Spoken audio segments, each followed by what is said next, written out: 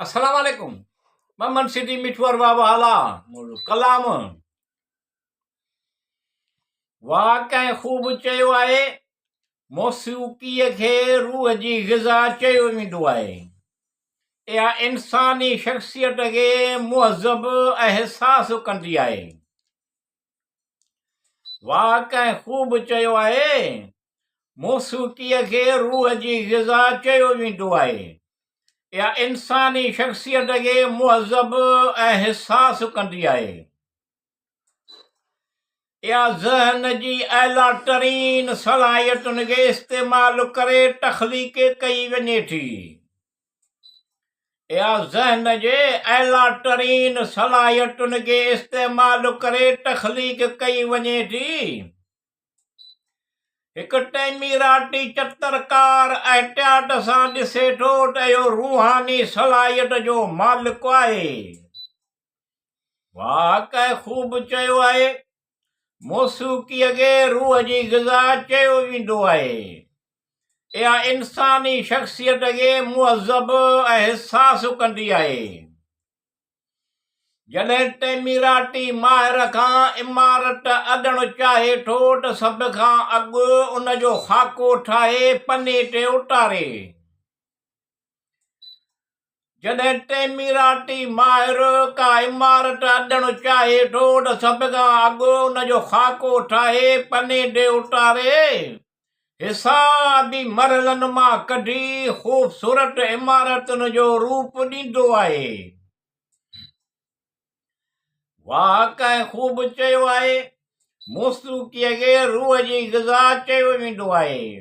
इहा इंसानी शख़्सियत खे मुहज़ब एहसास कंदी आहे। ख़ुशी ऐं एतमाद जे जज़्बनि खे जाॻाए ज़हन जी शऊरी ताक़त वधंदी ऐं तख़लीक़ी सलाहियतुनि जो दाइरो अञा बि वधी वेंदो।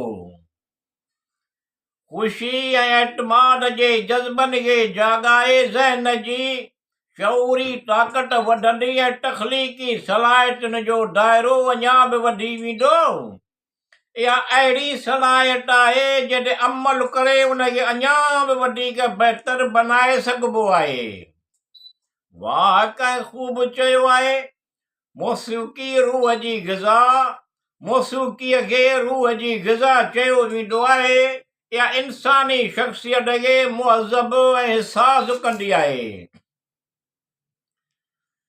सुठी सुहिणी सोच, मक़सद खे हासिल करण जी ख़्वाहिश ज़हनी सलाहियत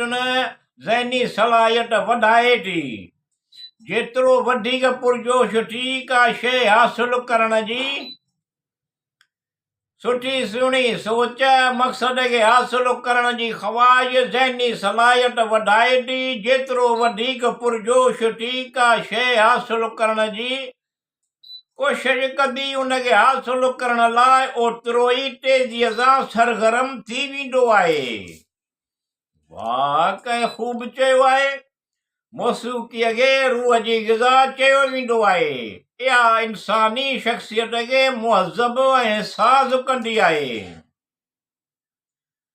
ध्यानु सिर्फ़ु उन्हनि कमनि ते रखिजे जेके करणु चाहियो था।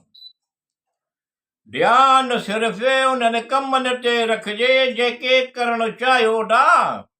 सुठी सुहिणी सोच, ज़िम्मेवारी सोच ते काबू पाइणो आहे। वाह कंहिं ख़ूब चयो आहे, मौसीक़ीअ खे रूह जी ग़िज़ा चयो वेंदो आहे। इहा इंसानी शख़्सियत खे मुहज़ब एहसास कंदी आहे।